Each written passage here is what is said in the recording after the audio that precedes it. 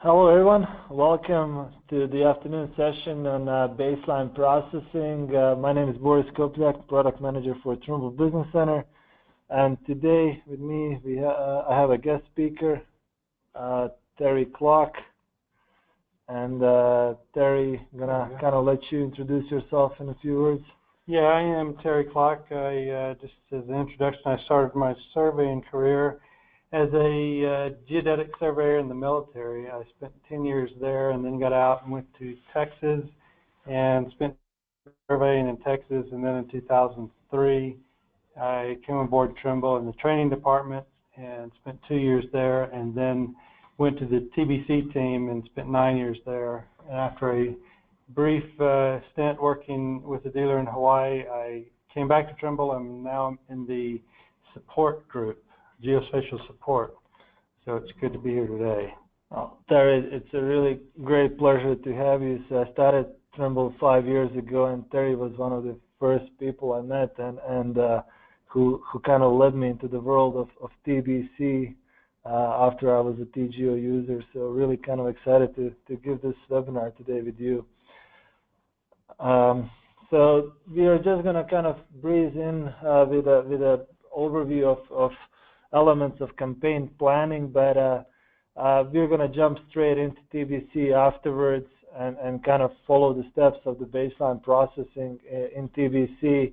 And then Terry prepared a couple of cases with things that he saw being common problems and troubleshooting throughout his years with TBC and in support.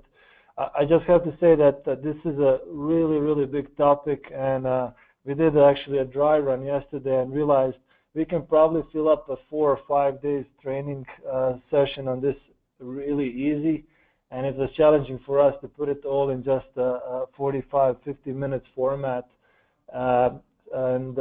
So please forgive us if we forget to mention something or we don't cover everything that you wanted us to cover.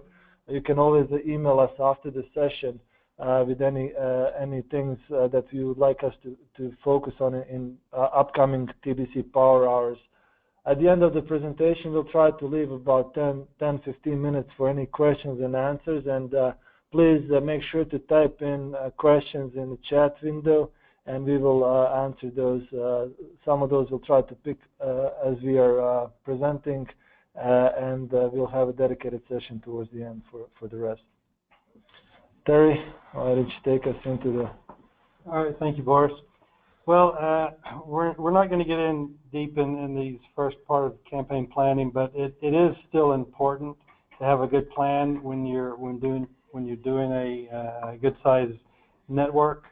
You want to ensure that you have good geometry throughout your network, and when you do this, you also need to take into account the control that you're going to be using, either the local, the static, or the passive control, or the active control, being the core stations, being the active. Where they are is going to go into the length of time of occupation. These days, with so many satellite systems, so many systems, and so many satellites up, the planning software is not as important as it used to be, although it still is important naturally. If you're in a area or an urban canyon or back in a valley somewhere, or just in a heavily vegetated area, you need to ensure that you have adequate coverage. And with the software, you can block out portions of the sky where you would have obstructions, and that would eliminate satellites in your view to kind of see where you are. If you are in a case like that, you may want to move that session where you would have better coverage. Something that not a lot of people check out, but they should, is the solar activity. This slide, this graph was taken from a few days ago, and today we are in the middle of a pretty good solar storm. If you're not doing it, you should. What I've done is put this website as one of my start pages, and so I see it every day as I come in, just to keep track of it. And they're talking about the G2 moderate geomagnetic storm. If you look down here, you see this is happening right now, where we're having these. This is at 6. This is as high as I've ever seen it. And what happens is you get these coronal mass ejections. They put charged particles in the atmosphere. When they arrive here on Earth, it interacts with the ionosphere, which interrupts satellite communications. When these get high like this, it's going to interfere with the processor's ability to fix the ambiguities. So keep an eye on this thing if you don't already, and just so you know what's happening with the sun. And it's a cool site to look at. There's a lot of other things to look at too, without going blind. You should also have an occupation schedule from your planning. Not all surveys, like I mentioned, are going to be so in depth, but when you do get them, you need to have a good plan for which person is going where. Everyone needs to know where the points are and exactly the plan and follow the plan. That way, when you come back in the office, it's going to make it a lot easier for the person that's doing the processing to have get accurate results. So that's my spiel on that. Let's get right into Trimble Business Center. I think I already have it open. So I'm going to start a new project. So Terry is using the most recent release of TBC, which is 370.1. Correct. So if your organization or if you have a method of storing your files and directories that maybe depict sessions or dates or times or locations, that can be very involved in importing your data into TBC. What I like to do, what you can do, is just zip up that entire folder, drag it and drop it into TBC. There's no need to browse to each folder and import the files separately. Terry, if there's other files in that folder that TBC doesn't read, like maybe Excel spreadsheets or some image formats, are you still able to drag and drop the zip? Correct. You will you'll just get a message at the end of the import files that couldn't be loaded, couldn't be imported, and that's absolutely no problem at all. So the first thing I like to do when and this is the only time you see this dialog, the raw data check-in, is to sort my point IDs. That way I can make sure my point names are all correctly. And as I look down here, I can see I've got one point, this FSI, that has a little bit on the end of it. I can highlight that, back it out. Now when I import, it's going to be the same point. Also want to look at the occupation time just to make sure I didn't get a file. Sometimes you can start a survey, end it, and start another one. You end up with this 10-second file or something pretty small that you didn't intend to import. And if that was the case, you can just go over and uncheck it, and that point won't be imported. I'm also going to go to the antenna tab and look at my antennas, the types and the methods and the height, and make sure from the surveyor's field notes that this information is entered correctly. If not, you can do a mass correction. Say that these antennas were actually measured to the center of the bumper for 0.5. I can change one of them, highlight the other 4, right-click on the correct one, and say use these for the selected points. So that's the way of mass changing these in the data check-in. And that was really not the case, so I'm just going to hit reset, and it will put everything back to just as it was, along with the point name. And I'll show you in TBC a little bit how to combine these 2 points. I'm also going to look at the receiver tab to make sure everything and it is okay. There's also something new, I believe, that came in 3.6. It's this reference station type. We have single base station and we have a VRS station. This is used when your survey is using a virtual reference station, not a physical station, but a virtual reference station. And this is used in the software later to give warnings during processing if the vectors flowing out of that exceed a certain length.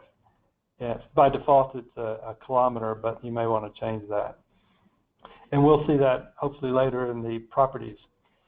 Also on the antenna tab, if you desire to change your antenna model, you can change it here. This will change the project settings, but typically we leave it at automatic. And what this does, it goes from this hierarchy of IGS first. If it doesn't have this antenna model there, it will go to NGS, absolute, then down the line. But if you wanted a specific model for any reason, you could switch it here.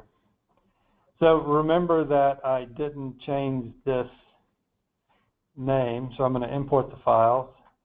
And currently I don't have my project settings set, so if we look at a point, it's just an autonomous point. The coordinates are just, let me go ahead and maximize this, just an assumed coordinate. We'll change that in just a minute. It's important to know, though, if you are using your local control, grid control as control in this job, you would want to go ahead and set your coordinate system up before you do any processing. That will go into the coordinate seeding from your coordinate you entered. And while I'm here, I'll go ahead and do it. I'll hit change and go into Colorado North. It's where this survey was done, and hit OK. Now we can go up to point FSI. We can see it 2 points. There are 2 autonomously collected coordinates, different names. The merge point command is in the CAD tab and also in the survey tab. You could also do this in the Project Explorer. So I'm going to hit merge points, select the 2. Now I want the point name of FSI, so I'm just going to click that. Whichever one this final point is on is going to be the coordinate that gets used right away. It would be taken through a network adjustment later, but for right now it would use this coordinate and this name. So I'm going to hit apply, and those become 1 point.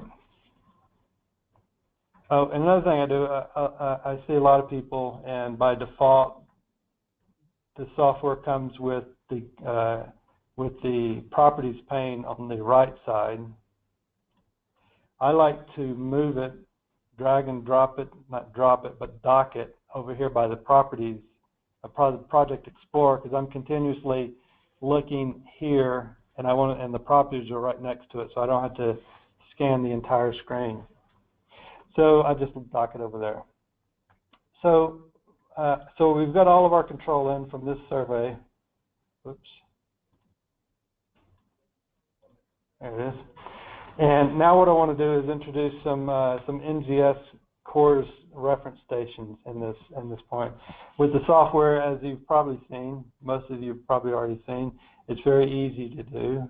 I'm going to go to the survey tab and use this internet download. And when you first start this, if you haven't used it, it looks something similar to this.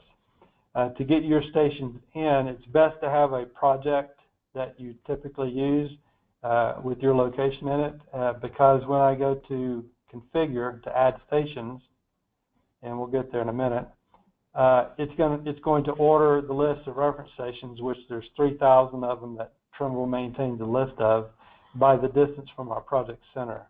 So that's why it's a good idea to have projects in here right when you pick these out. So I use from different parts of the country, look at surveys from different parts of the country. So what I do, as opposed to having them all in one list, I will make a new group, and this type of group is a reference station. That's important that you select that. I'm going to call this Colorado. Oops. And hit OK. Now once I get that going, I'm going to select it and hit the new site. You can download the most up-to-date site, but I did that earlier, so to save time, I'm just going to use it. Here's the list of reference stations sorted by distance from my project center that I'm going to be using. I'm going to select P041. I'm going to hold down the control button and select a few more stations that I will typically use in my area. So I've got a number of them here. I'm going to hit OK. And now they come under the Colorado tab, which is useful. I can collapse this if I'm looking somewhere else. So if your company operates their own reference stations, you can add their data in here as well. This time I've already done one. I'm going to add it under the reference station tab. So I'm going to say new site. I'm going to say enter details manually. I'm going to call it my site. And I'm going to hit enter the URL to get to that site. If I can do this correctly.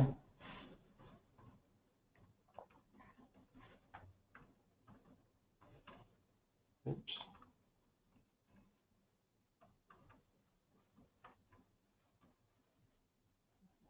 Except it's not Trimble.com, it's WCO.Trimble.com.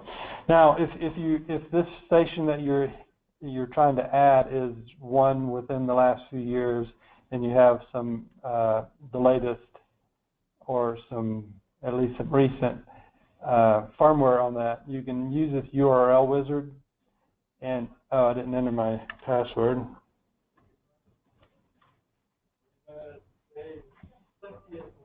It's called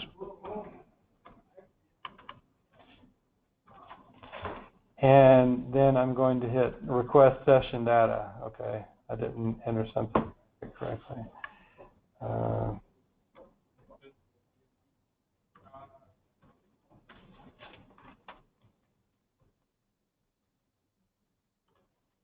And what that's going to do, that's going to ping the receiver, and it's going to list the sessions it has recording at the time, and if they're compatible with TBC. So I'm going to select this 1 hour file, and this information down here where it says complete URL is the information that once we send our data, these numbers will be changed to reflect the time and date that we're looking for, and that will be sent to the receiver and request those files. So I'll hit OK there. That username and password there, you got that from the network administrator, or? Yes, I did, and you can enter it here or the other place, but it does need to be entered. So this would do a direct connection to the site, and so it's as simple as that, but it doesn't always work that easy. So what I'm going to do, and I'll show you a troubleshooting tip in just a second on what to do if you have some issues. I'm going to double-click this P041 so I can import it with this data set. If I had multiple days of data, I would have, if I click on this, I could see multiple days in here, and I could pick which one I wanted to select, or it would do the entire time span. So if I had a day last week and a day today, it would end up giving me all the, a week's worth of data when I don't need that. So I would certainly want to pick the time span that I'm looking for. So it's figured out the duration that I need, and it's going to get the time and request this information from that website. Now sometimes, like I said, the data, maybe it's your server that's slow, maybe it's their server that's slow, and if that happens, TDC will time out on that. You can still attempt to get the data directly that you would get by right-clicking on the one you're looking for, hit Properties, go into the host URL, and go to the end of it. It's a long string. It's a very long string. I'm going to hit /D, and that's for debug. I'll hit OK. And now when I double-click this point and select my time span, I'm going to get this URL. This is actually what is sent to NGS, in this case, to request the data. I'm going to copy it. I will open up a browser, and I'm going to paste that directly into the browser address. It pings NGS, and here's the file. This is actually the same file that we actually imported. So that's a good way if it's not giving you the data. I tried one earlier today, and the files weren't there yet, so there's nothing I can do about that. But if you're getting timeout issues, you can use this technique to go ahead and get the data. Yes, sometimes you get a firewall issue, or your network is particularly slow at that time, or NGS site is very busy, that you get a message here in TBC about a timeout. So this is a technique you can use to go and get data directly from the URL. Yeah, it's proven very useful at times. Now, in these Trimble TBC will take that zip file, decompress it, look into it, and then select what it's going to do with the files. If you don't like that, you can go over here to the drop down and say you want to save the log file. You can just save it. There's nothing to import, but it will save it into your project directory. Or if you want to read your file, you can right-click on it and say View the file. You can even do that with the data sheet or any of these files. Just right-click and view it. So I'm going to import this file. It's going to import the observation file, the NGS file, and this is the data sheet file for that. NGS, these reference stations, I've never seen one come in incorrect. That's not to say they don't, but it is a good idea. This is good practice. Anytime you see this DAT check-in, it's check the other tabs. And this log information would give you information on what antenna and the measurement method was. So I'm just going to OK that. This is the same file. We did it twice. I'll just cancel that. Now, when I'm surveying and I get this data as it comes in daily, I'm going to process my baselines with the broadcast ephemeris. Let me go ahead and show this slide. This is a slide of the precise ephemera. So you can see the broadcast are about a meter of orbital accuracy. Excuse me. And right away, in real time, the 0-hour rapid orbits are available. So you can pick those up right away, or you can wait. What I'll do is do the processing initially, make sure the data I've got is good. When this rapid file comes out, and a few hours later, maybe the next day, they're up pretty quick. Then I will use those files to produce my final solutions. You can wait an additional 2 to 3 weeks to get the precise orbits, the final orbits, but you can see the difference doesn't change that much, and only maybe the scientific or academic community is going to want these. But for most surveys, this rapid orbit will be just fine. You can see down here at the bottom too, the GLONASS, they don't have these intermediate steps. They just go from broadcast to final. So if it was important for you to use the GLONASS precise orbits, then you would have 2 to 3 weeks to wait to get that. And it's like the others, it would probably come out a little bit sooner. So Terry, why would you use broadcast if the ultra rapid is available instantaneously as well? Like I said, I don't. It does take it from a meter to 5 centimeters accuracy. If you have the time and just care to do that, I don't think it makes much of a difference, because I'm not going to use this ultra rapid anyway. But if I'm having an issue and I want to see if the precise orbits will help me any, I can upload the rapid 0-hour right away and get better accuracy, because we position these receivers by knowing the position of the satellites, and the better we know where the satellites were, the better position we can make on our receivers. Have you ever done any comparison to try to process something on broadcast and then on the final precise ephemeris, and what is the typical difference or impact on the point accuracy? I have done that. It has been a while. You do see not a lot of difference, but if you have noisy data, it's going to help clear up some of that, in my opinion. Where's TBC? There it is. So this data was done a long time ago. Okay, let's see. I've got my coordinate system up, and it's good to go. So I'm going to hit. Oh, while I'm in here, let's talk about baseline processing just for a second, because we're about to do that.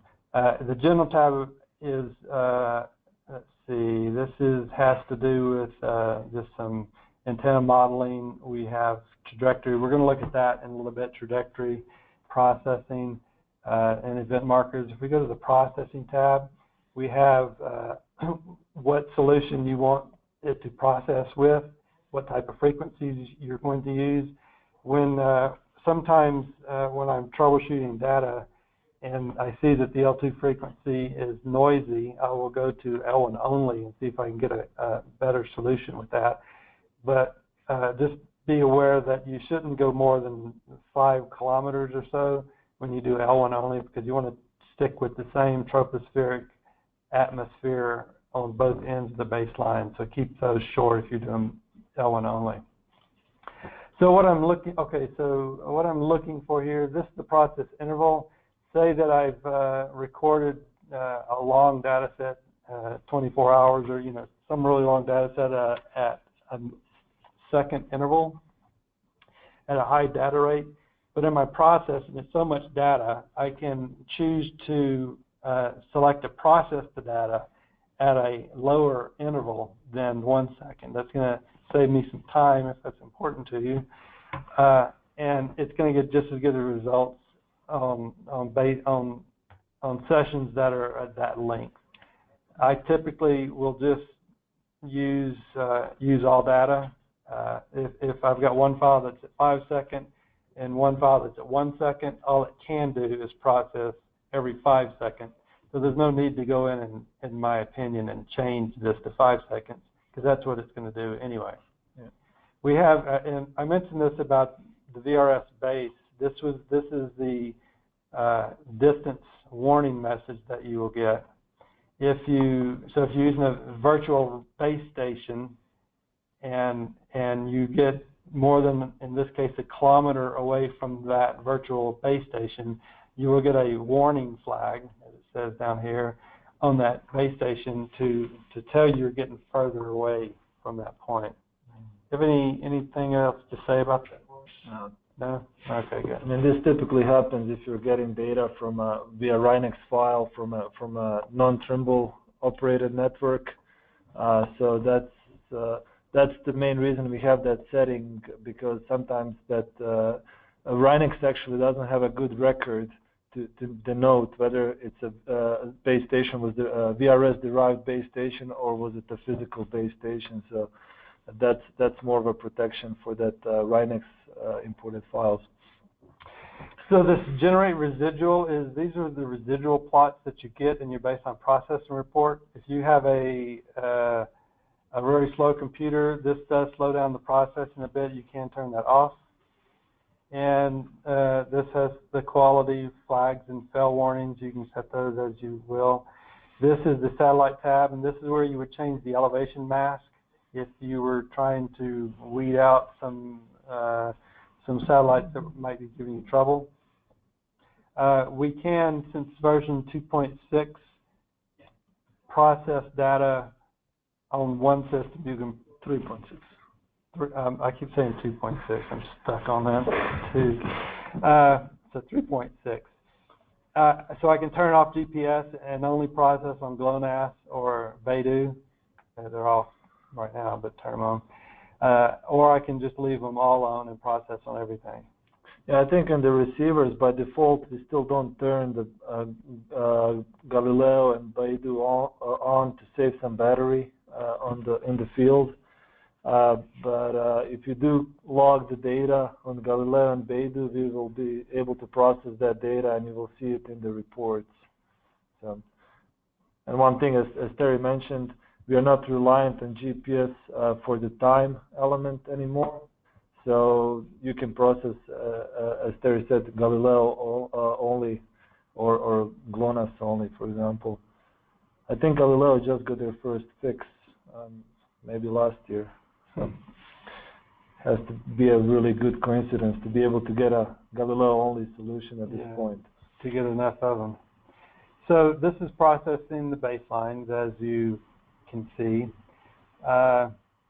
What I'm going to do once this finishes, like right now, if you have been doing this for a while, and you remember the old days before the Pentium processors, this could take, just what we've got here, could take hours to process, but now the processors are so fast that it just takes minutes to do these things.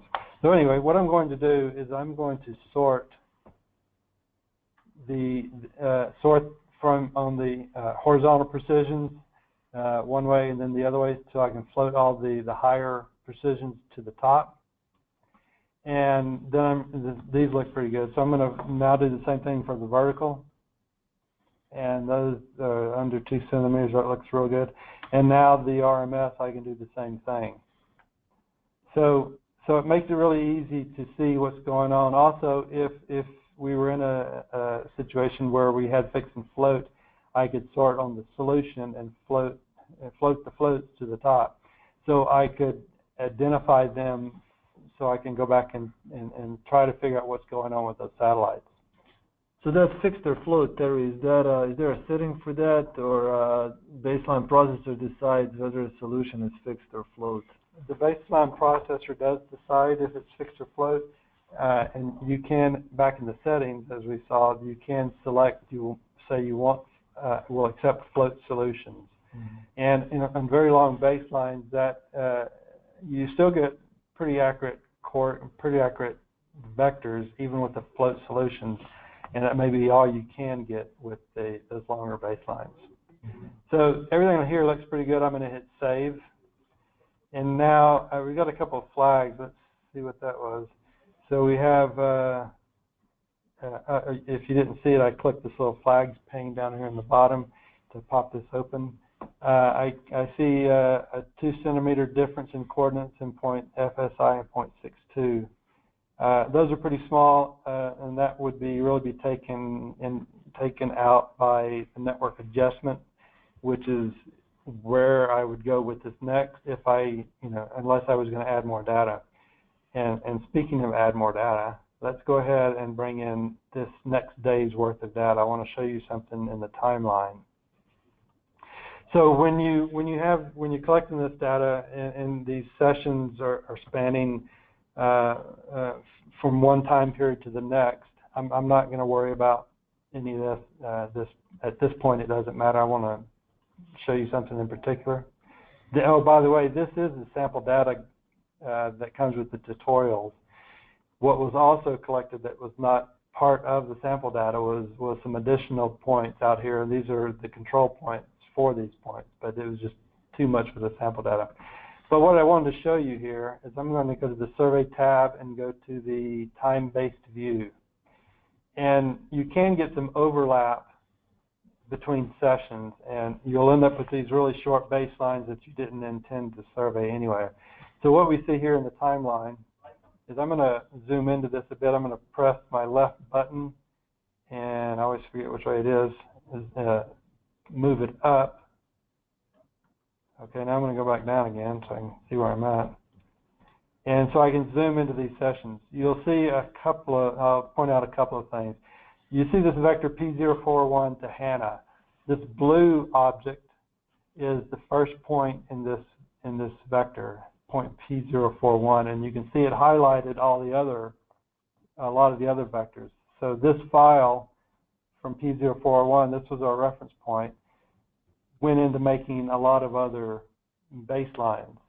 The green object is from the second point in the name. Now this just indicates that we have data recorded from this occupation for this time period, and that's about all it tells you. But you'll see here in just a second how that can be used. I'm going to zoom back out, left click and drag down. This is session 1, and over here is session 2. Remember, we haven't loaded any reference station here, so it's just the sessions alone. Now I'm going to zoom back in, and I'm looking for these small segments that we never intended to survey. You can see this file here. It's blue, so it's a point hard. This session was supposed to be in the first session of the day, and then this was in the second session, and you can see some overlap. So if I click this B10 vector, right click and get the properties, I can see that instead of a 30 or 45 minute file, it's just a 7-minute duration. and I didn't and don't intend on using that. So I'm going to right click and hit disable. And there's a few others in here. I can select and press control and multi-delete or disable a number of them. So I will do that. Disable.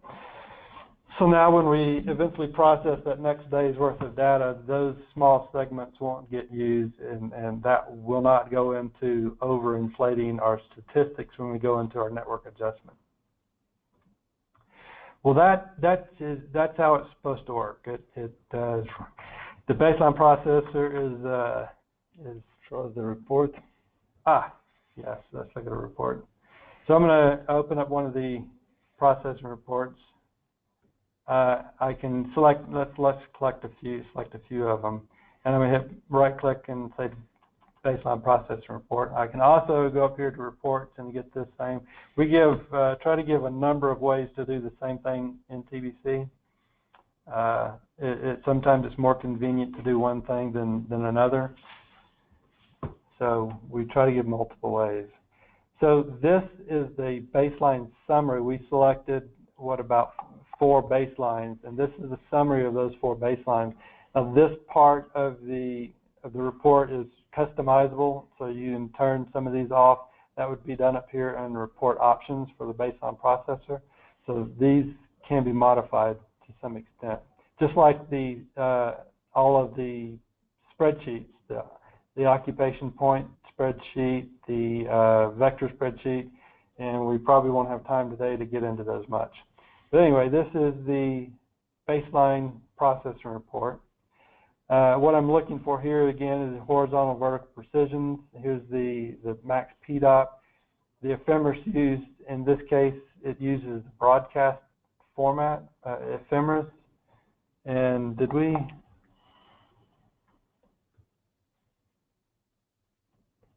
Did you ever finish importing? We never. I never did. That had me wondering because I thought I imported those.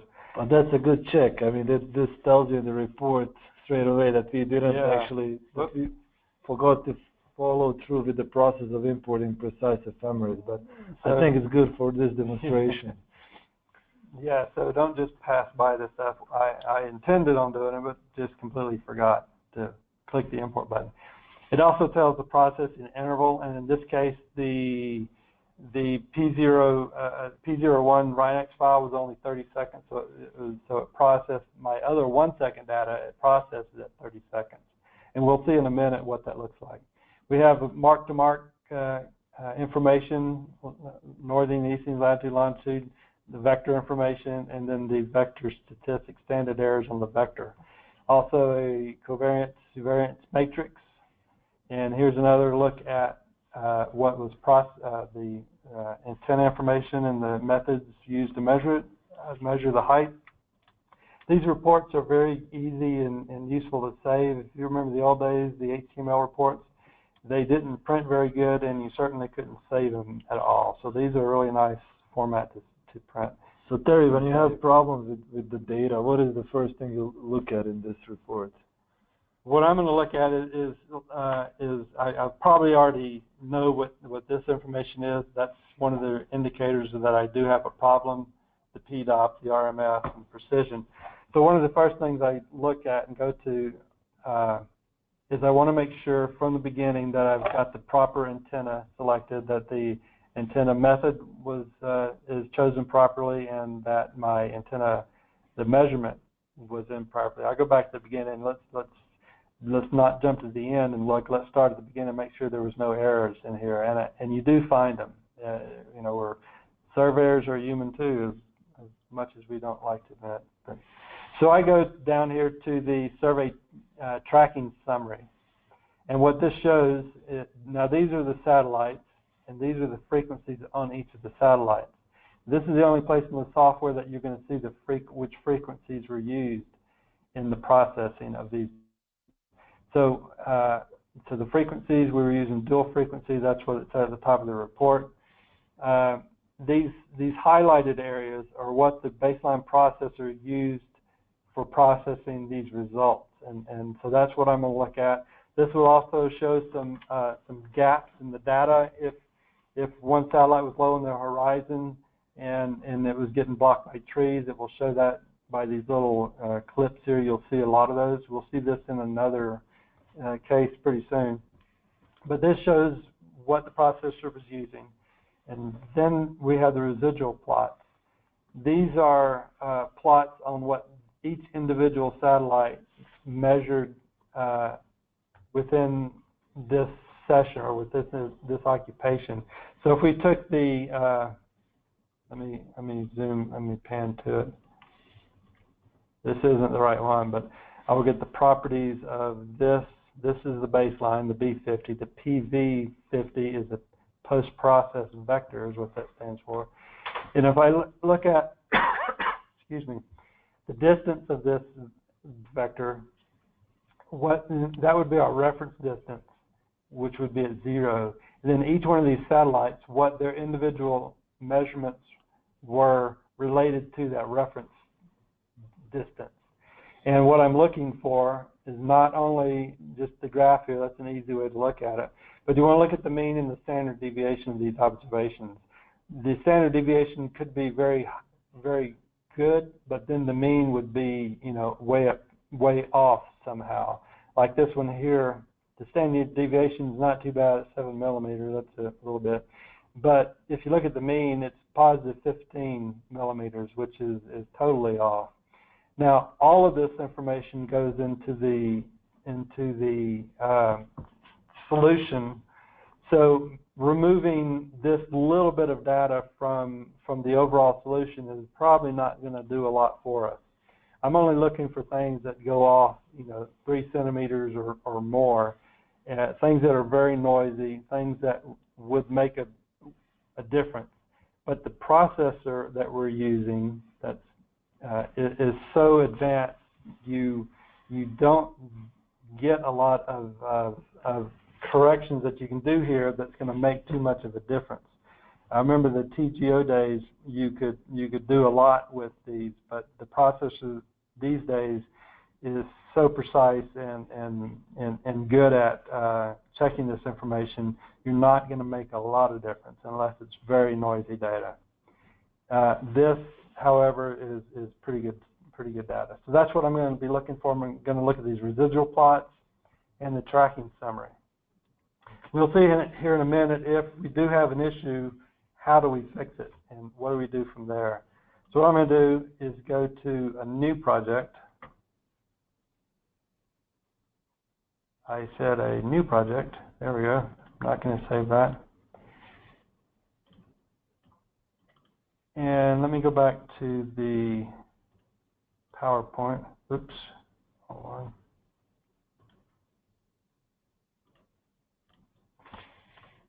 And show you what happened here. Now, when I survey, I encourage and require the surveyors to take pictures of the site, make sure we're on the correct point, and make sure, you know, what tripod we're using or what legs we're using, and then a picture of the bubble with the measurement here. You don't always get these together, so it may be two. But what happened, this is how it was set up, and it looks okay.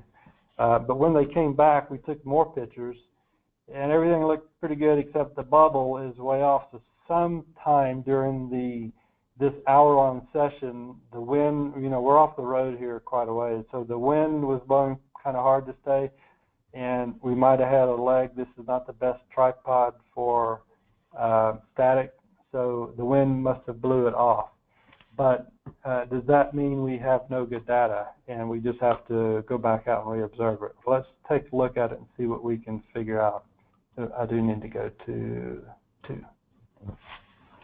So in this project, I've already brought in the files. I've already processed them and got reasonably accurate results or accurately looking results.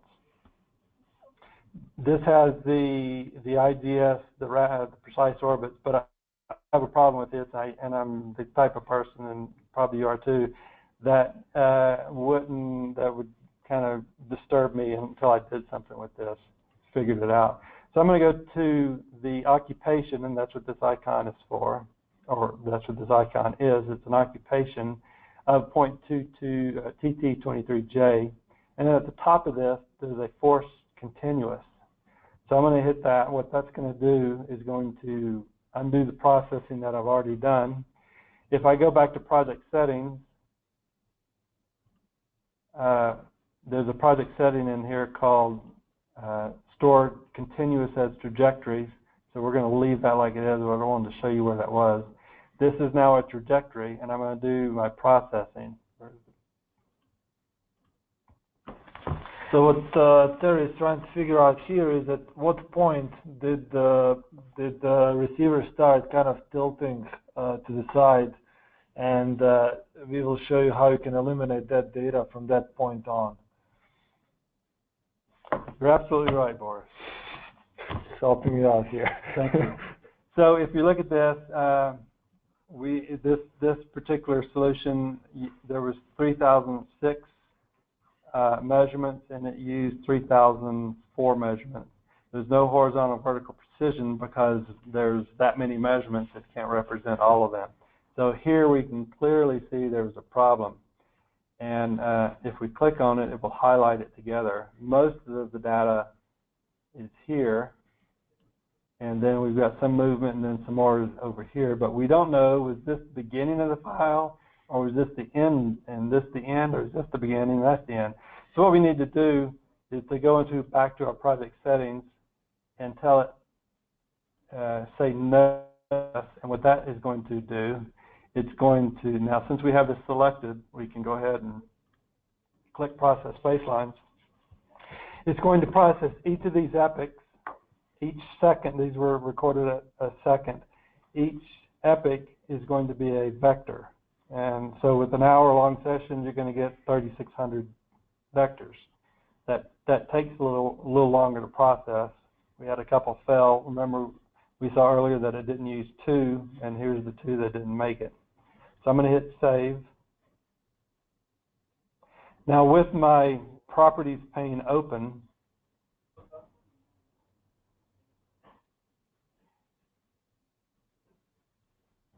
and we wait for these to save, I will be able to look at these vectors and figure out precisely when this thing moved, so I can block that information out. Okay, so here's the same thing recorded as vectors. I'm going to click in one of these. It doesn't matter. And look at my time. It's 10:49:06, and I'll look over here at one of these, and it's 11:38. So this is when it started, and then it moved over here. So I know that. So I'm going to look at this vector right here, and it's at 11:31:37. So that's where I need to cut this data off. Now we don't have a force static button here, so once you do this, you can't undo it. I mean, you can't switch it back unless you get undo. So I'm going to undo several times. This is going to undo the processing as vectors. This will undo the processing as a trajectory. Takes a minute. And this is going to undo it. This is going to undo the processing. And this will undo it, the conversion that I made. So I'm going to take this right back to being a single point occupation. There's a couple of ways you can change this. You can go up into sessions and hit the session and change your time right here. I wanted it to stop at 11:31. I could change that here, or I can go into session editor if I wanted to graphically see what was going on. And this is a good thing to look at anyway, because we can see some more information that we didn't know before. We can instantly see the GLONASS satellite R13 has some severe problems throughout the whole session. I really don't understand what happened with this one. It's really strange, but it's so noisy that I'm just going to disable it right away. So how I can do that is just click on this R13, and that's disabled it. So that's not a problem. We see some other little slips here. This might have been when the satellite was going down and it went through some trees. So now in this view, I don't think I mentioned that In this view, the green, again, is for the first point. I mean, the blue is for the first point. The green is for the second point, TT23.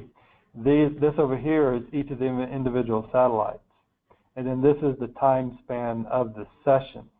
If we untouch this, we can see when each session started. This RYS session started over here before the TT23J started.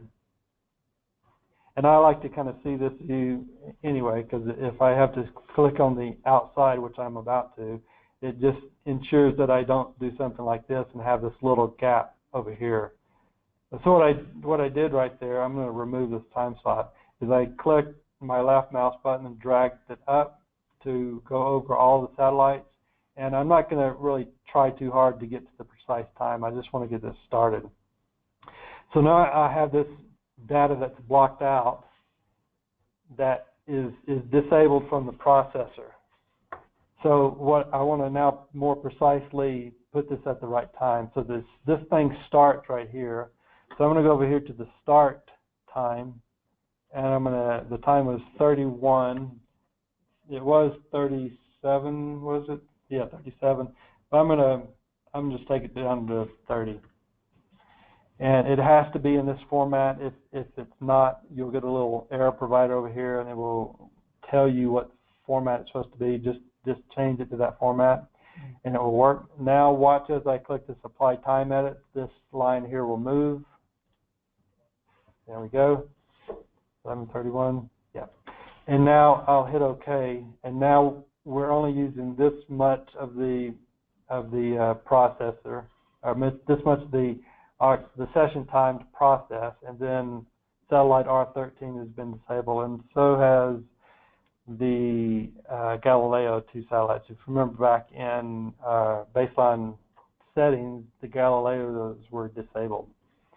So now what I want to do is select my baseline again and reprocess it without that movement that occurred. One other thing to show you, then we can try to get to some questions. But this will process very nicely, and now I'm rest assured that we resolved this issue about the antenna being moved during its occupation. Let's see. Now I'm going to go to this one. This next one happens on occasion when you start your survey with the controllers. You can tell the controller how to start the survey, and measure point seems like a good thing to do. But if you look at this data, this was quite long sessions here. If you look at the time period that this occurred, these were apparently some stop and go sessions, and this looks like it was a static session. So but we don't have any vectors. So where are the vectors at in this thing? If we look at our time span from 7:15, from 7:15. You may want to look at the upper file. Yes, there. Thank you, Boris. That was more correct.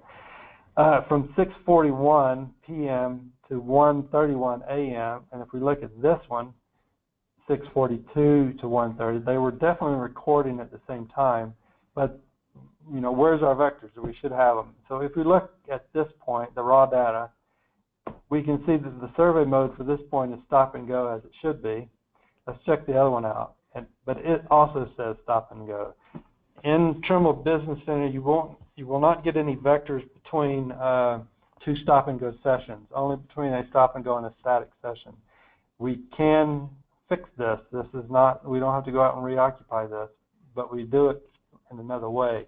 What I'm going to do is just delete this file out of the job altogether.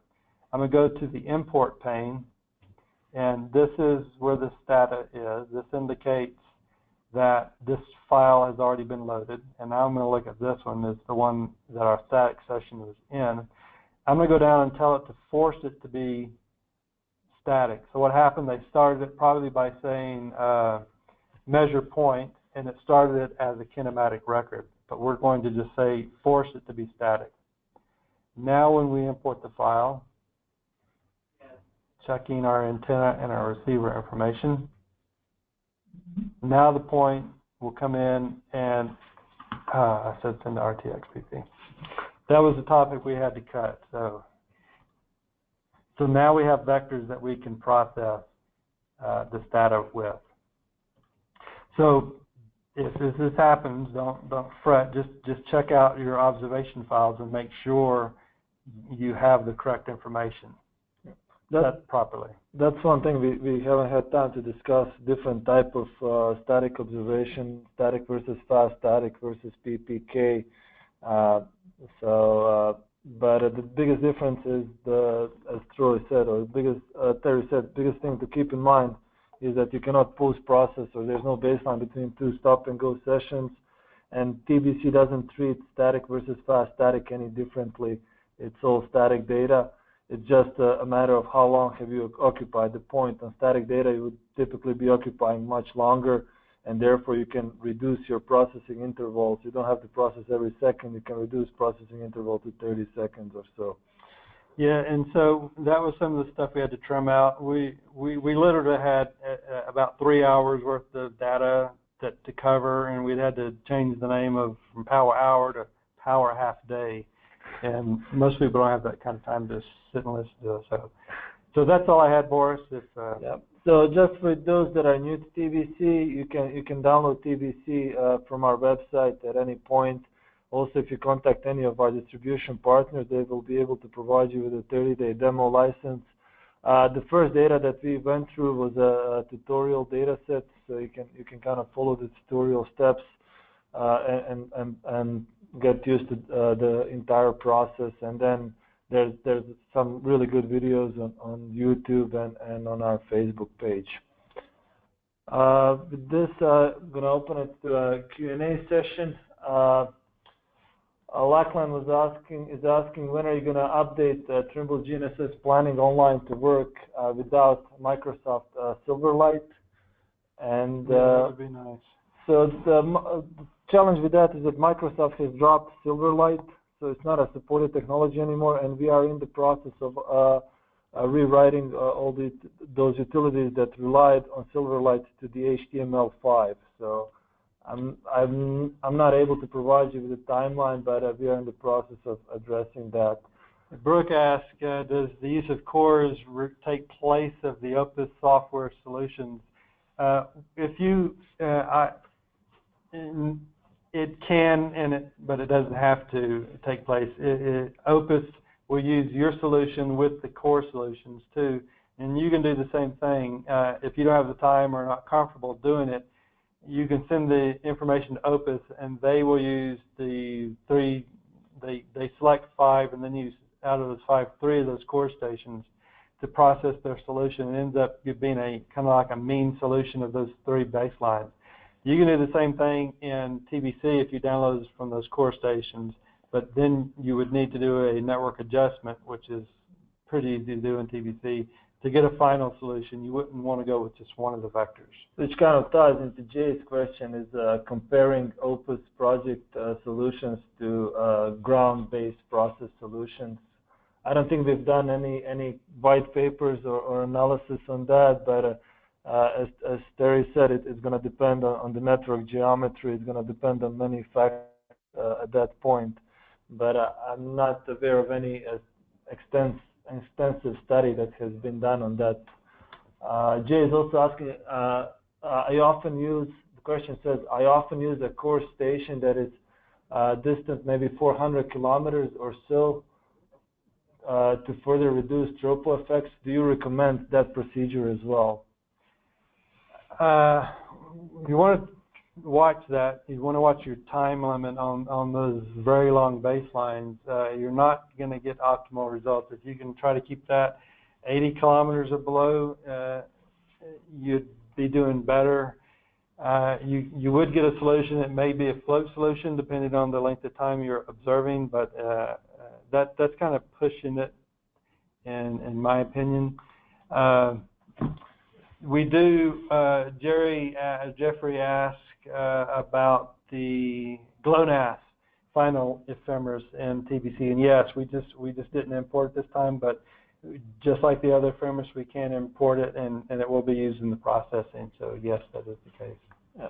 There's a question from Nicholas about the RTX versus Opus. Actually, there was a really great article on that published last year. I think U.S. government was on strike because there was a thing they were deciding on the how much deficit can GDP have, and at one point, I think for a few days, Opus solution was not working or it was down, and people were heavily using RTX PP, and I think in the rank list, RTX in terms of accuracy was superior over the Opus solution.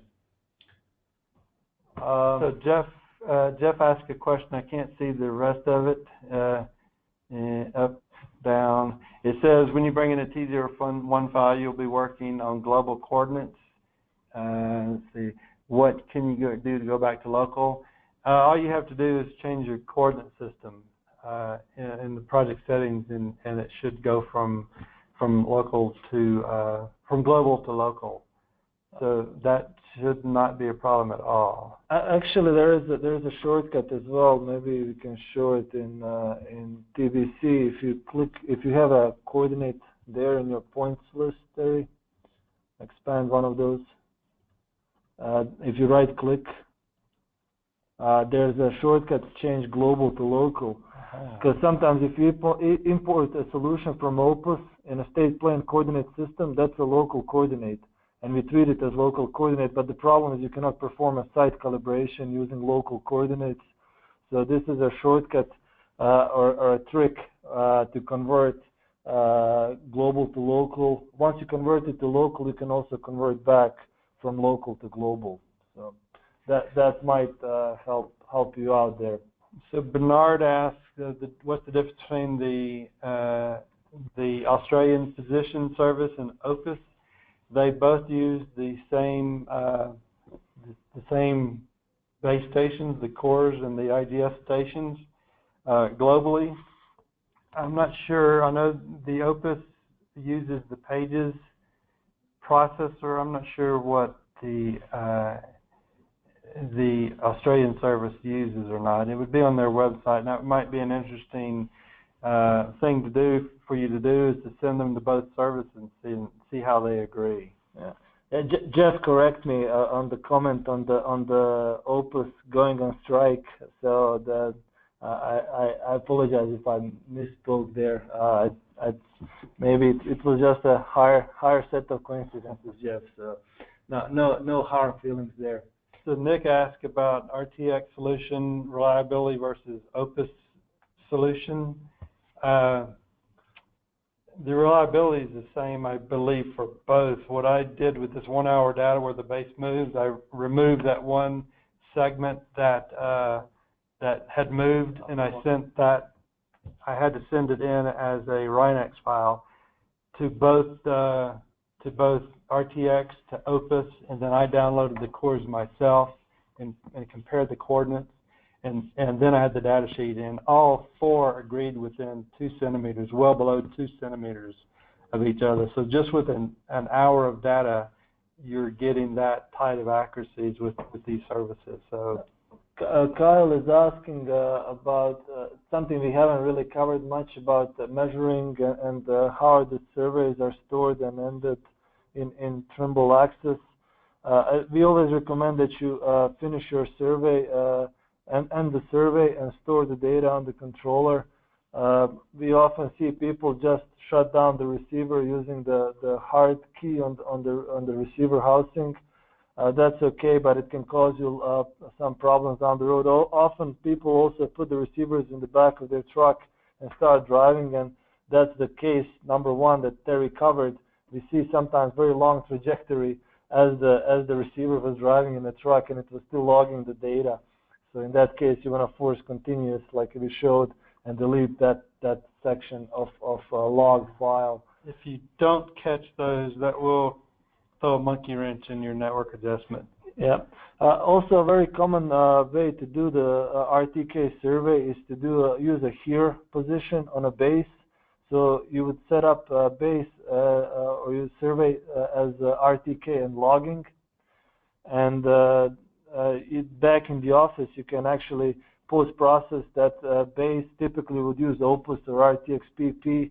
The base solution would update, and so would all the vectors, RTK vectors that are associated to that. So that's one of the topics we had to cut from today's session. So maybe we'll do a follow-up where we go a little bit more into details on that. Kent asked about the processing of this data, trivial baselines, and it's definitely true. We did not. That's one of the things we needed to cut. Independent, dependent vectors are a good topic to go over, but that's felt it was more of a network type adjustment topic as opposed to sole baseline processing, which we were trying to do. But that we can use the way I would do it, not with this data set, but with the other one we had the multiple sessions. I would use timeline. It's very easy to see all the sessions together, and you can pick out the dependent ones and disable them right from there. That's the easiest way I've found in TBC to do that. So that's a good question. Yeah, Carlos made a comment about the reference stations for Portugal are not available through the internet download. So Carlos, if you can email us, we can definitely look into that. Jeff is asking, I think you answered the T01 files question. No, I didn't. One above. Oh, yeah, I did. Yeah, there's another T01 question there. I did. Sounds good. Andrew asked about the flow out direction of the vectors as you could do in TGO in TBC, and back then you could right click the vector and change directions. No, you can't do that in TBC. The way you can have an effect on that is the coordinate seeding of your control point. So in your survey, you're going to have unknown points and known points, and you want your coordinates flowing probably out of the control points. So you would bring those points in and assign them control quality. Then the vectors will flow out of that. The algorithm that selects the path through the baseline processor, the order that it uses, is very good, and we really haven't seen much difference when you try to do it one way or the other. Yeah, if you're really trying to kind of replicate that workflow where you're trying to get the solution flowing out of a certain point, just play with the quality. So if you change one point to control quality and the other one to survey quality, or leave a survey and put the other one as mapping quality, the vector is always going to flow from the survey to the mapping quality point. So that's a trick you can use. I think we went a little bit over time. I apologize if we haven't covered any of the questions. Please email us, and we'll make sure that those get answered. And thank you, Terry, for making the session worthwhile. So thank you. Thank you for having me. And thank you, everybody, for your time today, and have fun using TBC.